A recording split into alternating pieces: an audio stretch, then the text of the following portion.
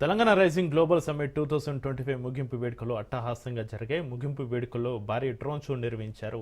Bharat future సిటీలో కలర్ఫుల్గా సాగిన డ్రోన్ షోకు గిన్నెస్ రికార్డును సొంతం చేసుకుంది. గతంలో అబుదాబిలో 2131 డ్రోన్లతోటి రికార్డు ఉండగా తెలంగాణ రైజింగ్ డ్రోన్ షో 3000 డ్రోన్లతోటి ఆ రికార్డును బద్దలు కొట్టింది. గిన్నెస్ బుక్ ప్రతినిధుల నుంచి సీఎం రేవంత్ రెడ్డి రికార్డు ధ్రువపత్రాన్ని అందుకున్నారు. ఈ షో అనంతరం బాణసంచ అలరించింది. బాణసంచ మెరుపులతోటి సదస్సు ప్రాంగణం కాంతులేనింది. From this foundation, women empowerment. We are committed to skilling and entrepreneurship for 10 million women. See the icons of economic 1 million people and rural greenhouse in Ghana's women.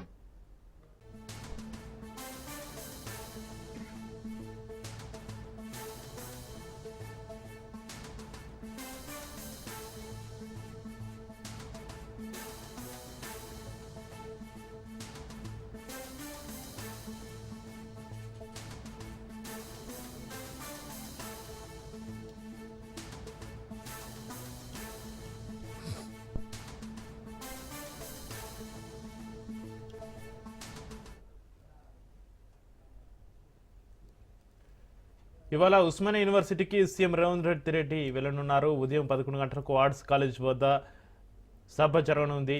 ఇక సర్వం సిద్ధం పేరుతోటి సభ ఏర్పాటు జరిగింది. యూనివర్సిటీలో సౌకర్యాలు మౌలిక సదుపాయాల కోసం ఇప్పటికే 1000 కోట్లు ప్రకటించారు సీఎం రేవంత్ రెడ్డి. విద్యార్థులు అధ్యాపకుల సూచనలతోటి యూనివర్సిటీ డీపీఆర్ రెడీ అయింది. యూనివర్సిటీ అభివృద్ధి ప్రణాళికను విడుదల చేయనున్నారు. ఓయిలో పలు అభివృద్ధి కార్యక్రమాలకు నిధులు మంజూరు చేయనున్నారు సీఎం రేవంత్.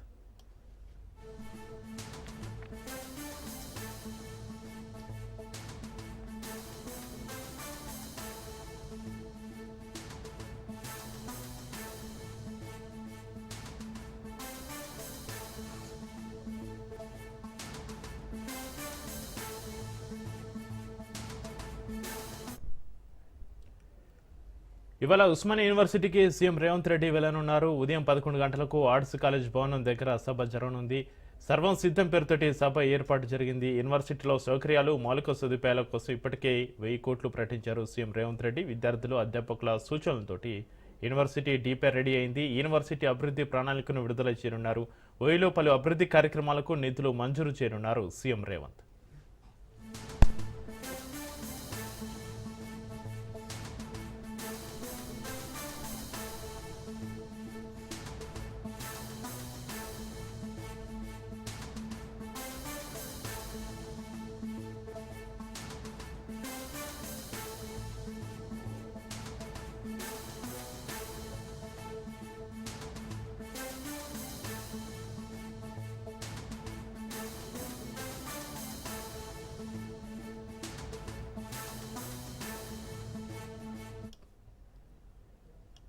ఇవాళ ఉస్మానియా యూనివర్సిటీకి సీఎం రేవంత్ వెళ్లనున్నారు. ఉదయం 11 గంటలకు ఆర్ట్స్ కాలేజ్ భవనం దగ్గర సభ జరగనుంది. సర్వం సిద్ధం పేరుతోటి సభ ఏర్పాటు జరిగింది.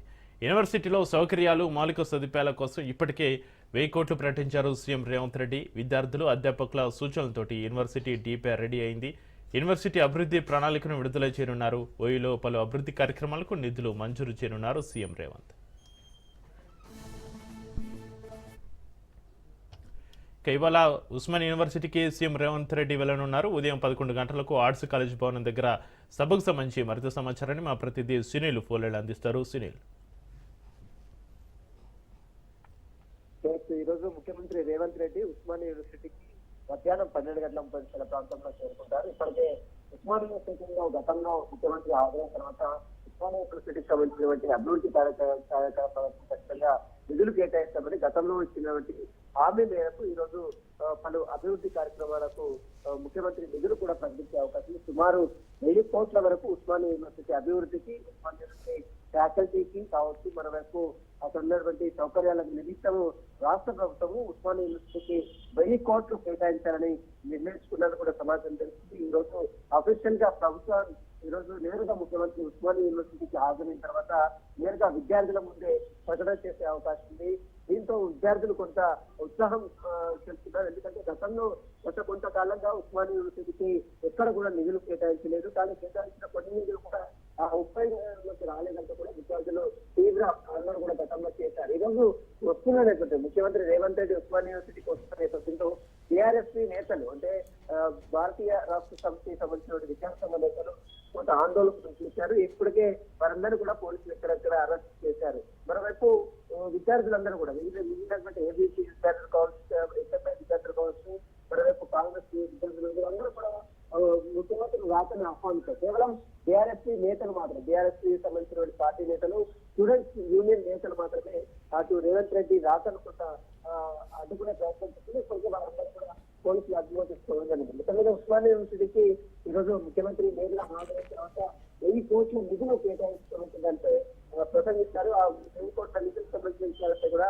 విద్యార్థుల దగ్గర నేరుగా హాజరై వారికి సంబంధించిన వివరాలన్నీ కూడా పొందుపరుస్తారు. గతంలో ఇచ్చినటువంటి హామీ మేరకు ఈరోజు ఉస్మానియా యూనివర్సిటీకి ముఖ్యమంత్రి రేవంత్ రెడ్డి హాజరవుతున్న 2 పాలన ముగించిన తర్వాత సంక్షేమ పథకాలు అభివృద్ధి తీసుకోవచ్చు చేస్తున్న సంక్షేమ పథకాన్ని నిర్వహించిన గ్లోబల్ సమ్మిట్ సంబంధించినటువంటి అంశాలపై కూడా ఈరోజు ముఖ్యమంత్రి నేరుగా విద్యార్థుల ముఖాముఖి మాట్లాడే అవకాశం కూడా కనబడుతుందని చెప్పారు. అయితే సునీల్, ఇవాళ ఉస్మానియా యూనివర్సిటీకి సీఎం రేవంత్ రెడ్డి వెళ్లనున్న సందర్భంగా ఉస్మానియా యూనివర్సిటీ విద్యార్థుల నుంచి ఎలాంటి స్పందన వస్తుంది సునీల్? ఉస్మానియా యూనివర్సిటీలో ముఖ్యమంత్రి 12 గంటల పరీక్షల ప్రాంతంలో ఉస్మానియా యూనివర్సిటీకి చేరుకుంటారు. ఇప్పటికే ఉస్మానియా యూనివర్సిటీ ప్రాంగణం మొత్తం కూడా పోలీసులు ఆధీనంలో తీసుకోవడం జరిగింది. ఎక్కడ ఎలాంటి ఇబ్బందులు తలెత్తకుండా పోలీసులు కూడా భారీ బందోబస్తును ఏర్పాటు చేశారు. ఎందుకంటే ముఖ్యమంత్రి రాకను అడ్డుకుంటానని ఇప్పటికే బీఆర్ఎస్పీ నేతలు హెచ్చరికలు జారీ చేసిన నేపథ్యంలో వాటికి సంబంధించిన యూనియన్ నేతలందరినీ కూడా ఇప్పటికే పోలీసులు అదుపులో తీసుకోవడం జరిగింది. కొంతమంది అబ్స్కాండింగ్ లో ఉన్నారు. ఎవరైనా ఆందోళన చేస్తే మాత్రం కఠినంగా చర్యలు తీసుకున్నారు మాత్రం ఇప్పటికే పోలీసులు హెచ్చరికలు కూడా జారీ చేస్తున్నారు. మరోవైపు ఉస్మానియా యూనివర్సిటీకి సంబంధించినటువంటి అభివృద్ధి కార్యకలాపాలు ఏదైతే ఫ్యాకల్టీకి సంబంధించినటువంటి విషయాలు కావచ్చు, మరోవైపు బిల్డింగ్లు గతంలో ఎప్పటి నుంచి పురాతన 100 శతాబ్దాల కాలం నాటి బిల్డింగ్ సంబంధించినటువంటి కొన్ని బిల్డింగ్స్ మొత్తం కూడా పూర్తిగా తొలగించి వాటి స్థానంలో కొత్త నిర్మాణాలు చేపట్టాలని ప్రభుత్వం నిర్ణయించి దానికి సంబంధించిన నిధులు ప్రకటన కూడా ఈరోజు ముఖ్యమంత్రి నేరుగా హాజరై విద్యార్థులను చేసే అవకాశం ఉంది. Right, thank you Sunil.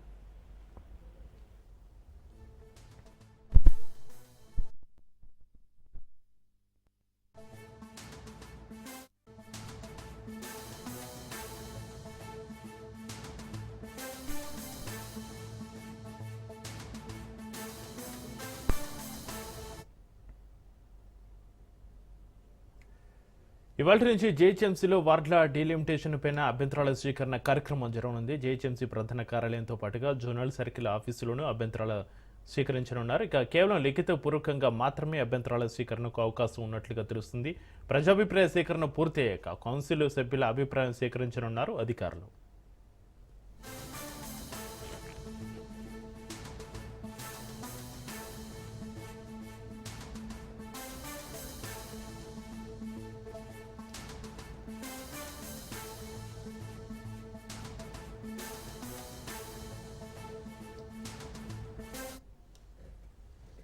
ఇవాళ నుంచి జేహెచ్ఎంసీలో వార్డుల డీలిమిటేషన్ పైన అభ్యంతరాల స్వీకరణకు సంబంధించి మరింత సమాచారాన్ని మా ప్రతినిధి రాజు ఫోన్లైన్ అందిస్తారు. రాజు, జేహెచ్ఎంసీ ప్రధాన కార్యాలయంతో పాటు జోనల్ సర్కిల్ ఆఫీసులోని అభ్యంతరాల స్వీకరణ సంబంధించి మీ దగ్గర ఉన్న అప్డేట్స్ ఏంటి?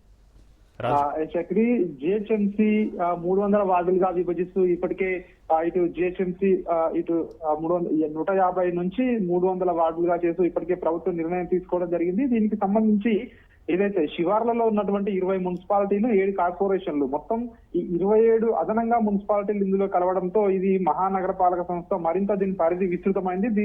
దీనికి సంబంధించి 7 రోజుల పాటు కూడా ప్రజల నుంచి అభ్యంతరాలు స్వీకరిస్తామని ఇప్పటికే ఇటు జిహెచ్ఎంసీ ఇటు ప్రభుత్వం కూడా ప్రకటించడం జరిగింది. జిహెచ్ఎంసీ వెబ్సైట్ తో పాటు అన్ని సర్కిళ్లు జోనల్ కార్యాలయాల్లో ఇప్పటికే దీనికి సంబంధించి నోటీసు బోర్డులను కూడా అతికించడం జరిగింది. దీనికి సంబంధించి ఎట్లాంటి అభ్యంతరాలు ఉన్నా కూడా ఈ వారం రోజుల పాటు కూడా తమ అభ్యంతరాలను తెలియజేయాలని చెప్పేసి కూడా ఇప్పటికే ఇటు ప్రభుత్వం ప్రకటించడం జరిగింది. ఈ వార్డుల సంఖ్య పెంచడంతో పాటు ఇప్పటికే ఉన్నటువంటి ఏవైతే ఈ సర్కిల్స్ ఉన్నాయో ఈ సర్కిల్స్ అదేవిధంగా వార్డులు ఉన్నాయో ఈ వార్డులన్నింటినీ కూడా ప్రధానంగా డీలిమిటేషన్ కూడా చేయడం జరిగింది. గతంలో కొన్ని అస్తవ్యస్తంగా ఉన్నాయని చెప్పేసి ఆరోపణలు కూడా ఉండేవి. సో ఇవన్నిటిని దృష్టిలో పెట్టుకుని గతంలో చూసుకున్నట్టయితే తెల్లాపూర్ లాంటి ప్రాంతాల్లో ప్రస్తుతం తక్కువ జనాభా ఉన్నప్పటికీ భవిష్యత్ దృష్టిలో ఉంచుకొని డీలిమిటేషన్ చేసినట్టుగా కూడా అధికారులు చెప్తా ఉన్నారు. ఈ విస్తరించిన పరిధితో 300 వార్డులుగా డీలిమిటేషన్ ప్రైమరీ నోటిఫికేషన్ అయితే ప్రకటించడం జరిగింది. ఈ యొక్క సర్కిల్, జోనల్, అదేవిధంగా జిహెచ్ఎంసీ ప్రధాన కార్యాలయంలో ఇవన్నీ కూడా అందుబాటులో నోటీస్ బోర్డు పై ఉంటాయి, వెబ్సైట్ లో కూడా ఉంటాయని చెప్పేసి జిహెచ్ఎంసీ కమిషనర్ ఆర్వి కర్ణన్ చెప్పడం జరిగింది. అదేవిధంగా ప్రజలు, వివిధ పార్టీల సభ్యులు కానివచ్చు, అదేవిధంగా ఇతర సంఘాల వారు కానివచ్చు, ఎవరైనా తమ అభ్యంతరాలను 7 రోజుల్లోగా సూచనలు కానివచ్చు ప్రభుత్వానికి తెలియజేయాలని చెప్పేసి కూడా ఆ యొక్క నోటీసుల్లో పేర్కొనడం జరిగింది. అదేవిధంగా జిహెచ్ఎంసీ జోనల్ కార్యాలయాలతో పాటు ప్రధాన కార్యాలయంలో కూడా ఈ యొక్క అభ్యంతరాలను స్వీకరిస్తాము, దీనికి సంబంధించి ప్రత్యేకంగా స్పెషల్ డెస్క్ ను కూడా ఏర్పాటు చేస్తామని చెప్పేసి కూడా ఇప్పటికే అధికారులు చెప్తా ఉన్నారు. జిహెచ్ఎంసీ కౌన్సిల్ సభ్యుల సూచనలు కూడా పరిగణలోకి తీసుకునేందుకు సమావేశం ఏర్పాటు చేయబోతున్నట్టుగా కూడా వారు చెప్తున్నటువంటి పరిస్థితి కనిపిస్తా ఉంది. గతం నుంచి కూడా చూసుకున్నట్టయితే ఏదైతే తాజాగా జీవో నెంబర్ 266 అనుసరించి జిహెచ్ఎంసీ ప్రాంతాన్ని 300 వార్డులుగా విభజించినట్లు జిహెచ్ఎంసీ అధికారులు చెప్తా ఉన్నారు. సరిహద్దు వివరాలు అదేవిధంగా ఈ జిహెచ్ఎంసీ కార్యాలయాలలో అందుబాటులో ఉంటాయి, నోటీస్ బోర్డులపై కూడా అందుబాటులో ఉంచడం జరిగింది. ప్రజలందరికీ కూడా తెలిసేటట్టుగా కూడా దీన్ని వెబ్సైట్ లో కూడా పొందుపరిచామని చెప్పి కూడా అధికారులు అయితే చెప్తా ఉన్నారు. ఈ 27 స్థానిక సంస్థలు ఏవైతే ఉన్నాయో, ఈ హైదరాబాద్ ఔటర్ రింగ్ రోడ్ ఏదైతే ఉందో, ఔటర్ రింగ్ రోడ్ కు ఏదైతే ఈ ప్రాంతం మొత్తం కూడా జిహెచ్ఎంసీలో విలీనమైంది. దీనికి సంబంధించి దీని యొక్క పరిధి ఇప్పటికే మరింత విస్తృతమైంది.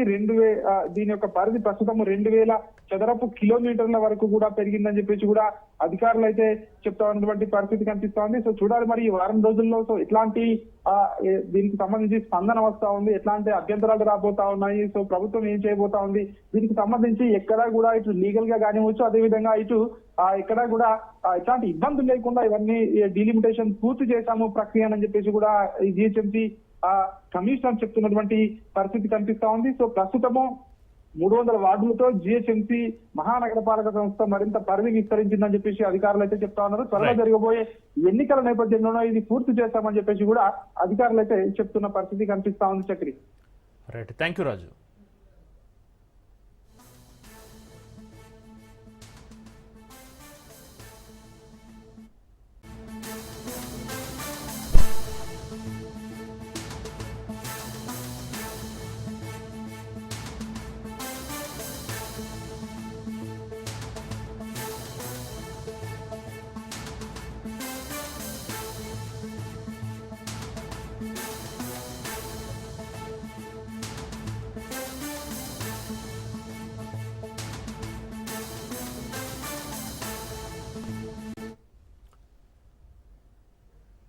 రేపు తెలంగాణలో తొలి విడత పంచాయతీ ఎన్నికల పోలింగ్ జరగనుంది. రేపు ఉదయం 7 గంటలకు పోలింగ్ ప్రారంభం కానుంది. మధ్యాహ్నం 2 గంటల నుంచి కౌంటింగ్ జరగగా సాయంత్రం ఫలితాలు వెలువడనున్నాయి. మొత్తం 4236 గ్రామ పంచాయతీలకు గాను 5 స్థానంలో నామినేషన్లు దాఖలు కాలేదు. ఇక 395 చోట్ల సర్పంచులు ఏకగ్రీవమయ్యారు. మిగిలిన 3836 సర్పంచ్ స్థానాలకు ఎన్నికలు నిర్వహించనున్నారు. అలాగే 27960 వార్డు స్థానాలకు ఎలక్షన్ ఉంటుంది. ఒక్కొక్క సర్పంచ్ స్థానానికి సౌటున 6 బరిలో నిలిచారు. ఎన్నికలకు సంబంధించి అధికారులు అన్ని ఏర్పాట్లు పూర్తి చేశారు. ఇవాళ డిస్ట్రిబ్యూషన్ సెంటర్ నుంచి సిబ్బందికి పోలింగ్ సామాగ్రిని అందజేయనున్నారు. బ్యాలెట్ బాక్సులు, బ్యాలెట్ పత్రాలు, ఇతర ఎన్నికల సామాగ్రితోటి సిబ్బంది ఆయా పోలింగ్ కేంద్రాలకు సాయంత్రం వరకు తరలి వెళ్లనున్నారు. రేపు ఉదయం సిబ్బంది మాక్ పోలింగ్ నిర్వహించనున్నారు.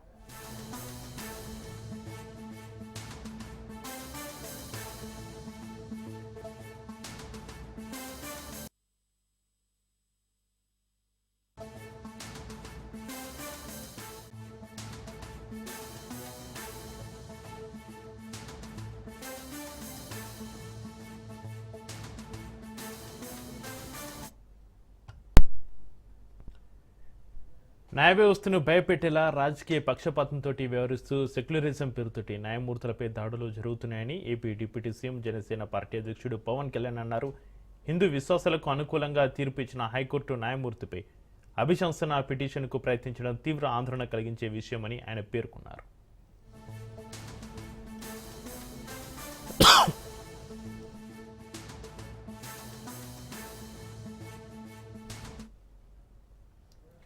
హిందూ విశ్వాసాలను, ఆచారాలను పాటించడం రాజ్యాంగం ప్రకారం హిందూ సమాజం హక్కు. దాన్ని కాపాడేలా తీర్పు ఇచ్చిన ఒక న్యాయమూర్తి అభిశంసనకు 120 మంది ఇండియా కూటమి ఎంపీలు డీఎంకే నాయకత్వంలో పిలుపునివ్వడాన్ని ఏమనాలి?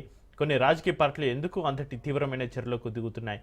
ఇది కోర్టులను బలవంతంగా మౌనం వహించేలా చేసే కుట్ర కాదా? ఇది సూడో సెక్యులరిజం కాదా అని AP deputy CM Pawan Kalyan ప్రశ్నించారు. ఈ పరిస్థితుల్లో సనాతన ధర్మ పరిరక్షణ బోర్డు తక్షణమే ఏర్పాటు చేయాల్సిన అవసరం ఉందని పేర్కొన్నారు. ఈ మేరకు పవన్ కళ్యాణ్ ఎక్స్లో పోస్టు చేశారు.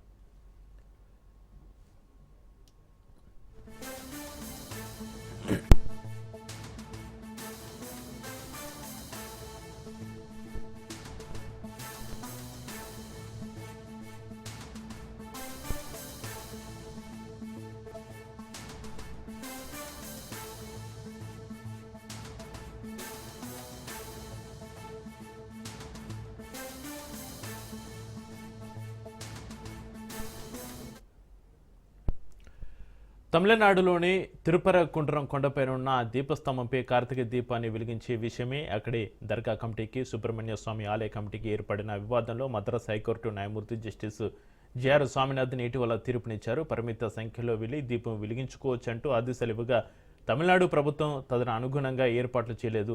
తాజాగా మంగళవారం డీఎంకే నేతృత్వంలో ఇండియా కూటమి ఎంపీలు లోక్సభ స్పీకర్ ఓం బిర్లాను కలిసి జస్టిస్ స్వామినాథన్పై అభిశంసన తీర్మానం ప్రవేశపెట్టాలంటూ లేఖ అందించారు. దీనిపై ఉప ముఖ్యమంత్రి పవన్ కళ్యాణ్ స్పందించారు.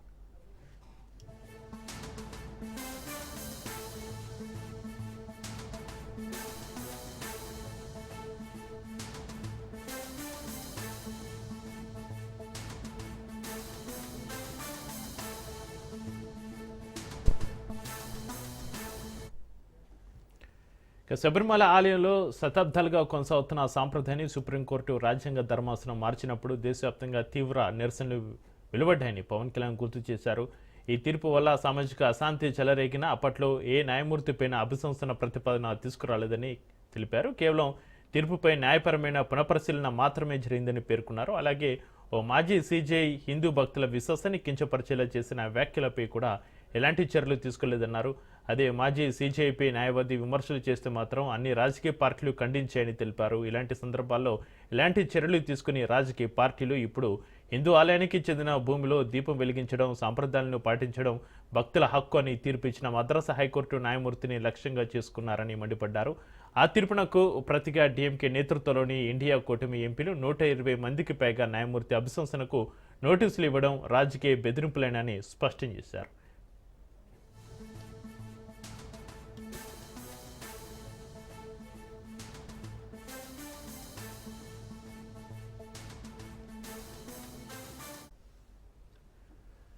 భారత రాజ్యాంగం ప్రకారం న్యాయమూర్తిని తొలగించాలంటే సాక్ష్యాలతో నిర్ధారిత దుర్వినియోగం లేదా అశక్తిత అవసరమని పవన్ కళ్యాణ్ స్పష్టం చేశారు. కేవలం ఒక తీర్పు నచ్చలేదన్న కారణంతో ఇంపీచ్మెంట్ నోటీసులు ఇవ్వడం రాజకీయ బెదిరింపునని అన్నారు. హిందూ సాంప్రదాయాలు, విశ్వాసాలపైన కేసులో తీర్పులు ఇచ్చేటప్పుడు జాగ్రత్తగా ఉండాలన్న సందేశాన్ని పంపే ప్రయత్నమే ఇదని ఆయన వ్యాఖ్యానించారు. ఈ పరిణామాలు న్యాయ వ్యవస్థ స్వతంత్రతకు ముప్పుగా మారుతున్నాయని పవన్ కళ్యాణ్ అన్నారు. రాజకీయ పక్షపాతం లేకుండా న్యాయ వ్యవస్థ స్వతంత్రంగా పనిచేయాలంటే సంస్థగత మద్దతు అవసరమని అభిప్రాయపడ్డారు. ప్రస్తుత పరిస్థితుల్లో ఆలయ అవసరాలను భక్తులే స్వయంగా నిర్వహించుకునేలా సనాతన ధర్మ రక్షణ బోర్డు ఏర్పాటు అవసరమని స్పష్టం చేశారు. రాజకీయ జోక్యం లేకుండా మతపరమైన వ్యవహారాలు శాంతియుతంగా సాగేందుకు ఇది దోహదపడుతుందని తెలిపారు.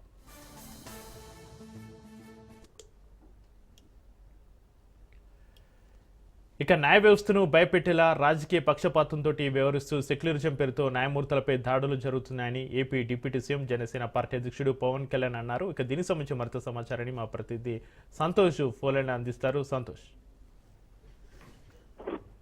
Good morning Chakri.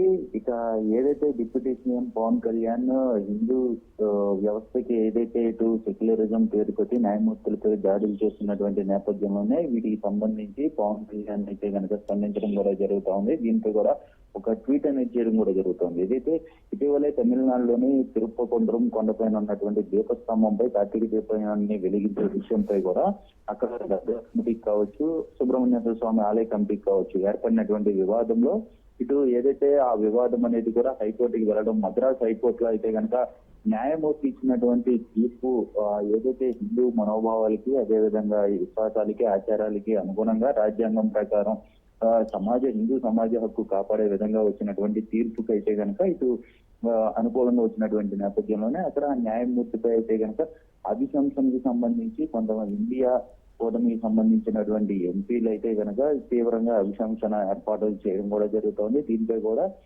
Deputy CM Pawan Kalyan స్పందించడం కూడా జరుగుతుంది. ఒకవైపు గతంలో కూడా హిందూ దేవాలయాలపై కూడా దాడులు, విగ్రహాలు ఇటువంటి అన్ని కూడా దొంగలించడం జరుగుతున్నటువంటి నేపథ్యంలోనే గతంలో కూడా డిప్యూటీ సీఎం పవన్ కళ్యాణ్ స్పందించడం హిందూ ఏదైతే భక్తుల మనోభావాలు దెబ్బతీసే విధంగా కూడా ప్రవర్తించడం కరెక్ట్ కాదు అంటూ కూడా స్పందించడం జరుగుతుంది. అయితే ఇప్పుడు తాజాగా ఈ రాజకీయ కుట్ర కోణంలో భాగంగా ఇప్పుడు హైకోర్టు వరకు కూడా చేరినటువంటి నేపథ్యంలోనే హైకోర్టులో కూడా ఇప్పుడు న్యాయమూర్తి ఇచ్చినటువంటి తీర్పు హిందూ సమాజ హక్కులను కాపాడే విధంగా వచ్చినటువంటి నేపథ్యంలోనే ఇటు న్యాయమూర్తికి కూడా ఇటు రాజకీయ కుట్రలు అయితే కనుక పొందుతున్నటువంటి పరిస్థితులు కూడా ఏర్పడుతున్నాయి అంటూ కూడా ఇటు డిప్యూటీ సీఎం పవన్ కళ్యాణ్ అయితే మండిపడుతున్నారు. అయితే దీనికి సంబంధించి గతంలో కూడా శబరిమల ఆలయంలో కూడా శతాబ్దాలుగా కొనసాగుతున్నటువంటి సాంప్రదాయాన్ని సుప్రీంకోర్టు రాజ్యాంగ ధర్మాసనం మార్చినప్పుడు ఇక్కడ దేశవ్యాప్తంగా కూడా తీవ్ర నిరసన వెలువడ్డాయంటూ కూడా పవన్ కళ్యాణ్ గుర్తు చేయడం జరుగుతోంది. అయితే కొంత మేరకు అయితే కనుక తీర్పు వల్ల దేశవ్యాప్తంగా కూడా అయ్యప్ప భక్తులందరూ కూడా తీవ్ర ఆగ్రహానికి వ్యక్తం కూడా జరుగుతోంది. ఎందుకంటే మహిళలు అనేది కూడా ఆలయంలోకి ప్రవేశించరాదు అని చెప్పి కూడా శబరిమలకి ఒక నిబంధన రూల్స్ అనేవి ఉండేవి. గతంలో మార్చినటువంటి నేపథ్యంలోనే వాటిపై కూడా కొంత ఆందోళన వ్యక్తం చేసినటువంటి పరిస్థితులు అనేది ఇప్పుడు తాజాగా చూసుకున్నట్లయితే కనుక ఇప్పుడు ఎక్కువగా హిందూ దేవాలయాలకి సంబంధించినటువంటి తీవ్రంగా వ్యతిరేకిస్తున్నటువంటి కొందరికి అయితే కనుక ఇది రాజకీయ కుట్రకోణంగా చూస్తున్నారు. మతాన్ని రాజకీయాల్లోకి లాగద్దు అంటూ కూడా తీవ్ర ఆందోళన వ్యక్తం చేయడం కూడా జరుగుతుంది. అయితే దీనికి సంబంధించి ఒక బోర్డు అనేది ఏర్పాటు చేయాలి. హిందూ ధర్మ పరిరక్షణ బోర్డు ఏర్పాటు చేస్తే కానీ ఇటు హైకోర్టుకి కావచ్చు, హిందూ సమాజాలకు కావచ్చు, వీటన్నిటిపై కూడా ఆ బోర్డు అనేది ఎప్పటికప్పుడు పరిరక్షిస్తూ ఉంటుంది. అంతేకాకుండా ఇటు రాజకీయ నాయకులు ఎవరో కూడా దీనికి సంబంధించి ఇన్వాల్వ్ అవ్వకుండా ఉంటుంది అంటూ కూడా ఇటు డిప్యూటీ సీఎం పవన్ కళ్యాణ్ అయితే కనుక సూచనలు చేస్తున్నటువంటి పరిస్థితి కూడా కనబడతా ఉన్నాయి. అయితే ఇటు ఏదైతే ఇండియా కూటమి ఎంపీలతో పాటు డిఎంకే నేతృత్వంలో ఉన్నటువంటి ఇండియా కూటమి ఎంపీలు 120 మంది పైగా కూడా న్యాయమూర్తికి సంబంధించి అభిశంసనకి అయితే నోటీసులు ఇవ్వడం ఇది రాజకీయ వ్యతిరేకులైనట్టు కూడా ఇటు డిప్యూటీ సీఎం పవన్ కళ్యాణ్ అయితే కనుక స్పందిస్తున్నటువంటి పరిస్థితులు. ఏదేమైనప్పటికీ హిందూ దేవాలయాలు కావచ్చు, విగ్రహాలు కావచ్చు, అదేవిధంగా భక్తుల మనోభావాలు సాంప్రదాయాలు కాపాడాలి అని అంటే కనుక ఇటు ఒక ధర్మరక్షణ హిందూ ధర్మరక్షణ సంబంధించినటువంటి బోర్డు అనేది ఉంటే గానీ ఈ యొక్క న్యాయం జరగదు. అంతేకాకుండా ఈ రాజకీయ కుట్రలకి చెక్ పెట్టచ్చు అంటూ కూడా ఇటు డిప్యూటీ సీఎం పవన్ కళ్యాణ్ అయితే స్పందించడం జరిగింది. Right, thank you Santosh.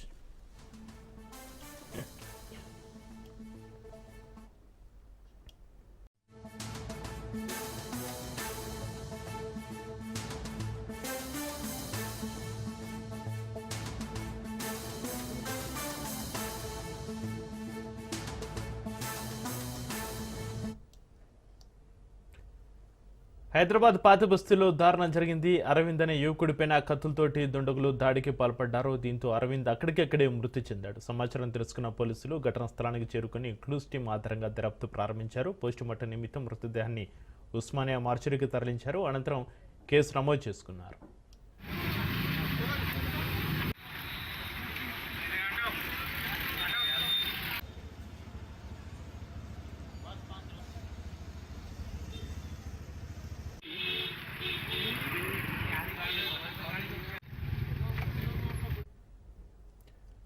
Breaking news చూస్తున్నాం. హైదరాబాద్ పాత బస్తీలో దారుణం జరిగింది. అరవింద్ అనే యువకుడిపైన కత్తులతోటి దుండగులు దాడికి పాల్పడ్డారు. దీంతో అరవింద్ అక్కడికక్కడే మృతి చెందాడు. సమాచారం తెలుసుకున్న పోలీసులు ఘటనా స్థలానికి చేరుకుని క్లూస్ టీం ఆధారంగా దర్యాప్తు ప్రారంభించారు. పోస్టుమార్టం నిమిత్తం మృతదేహాన్ని ఉస్మానియా మార్చురీకి తరలించారు. అనంతరం కేసు నమోదు చేసుకుని దర్యాప్తు చేపట్టారు పోలీసులు.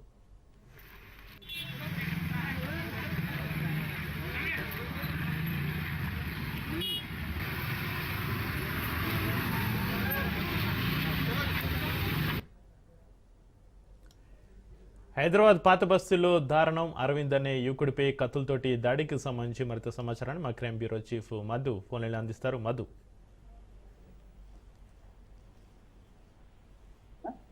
జరిగినటువంటి ఇది ఏదైతే ఇన్సిడెంట్ మర్డర్ కి సంబంధించి ప్రస్తుతం పోలీసులు అయితే రంగంలో దిగారని చెప్పవచ్చు.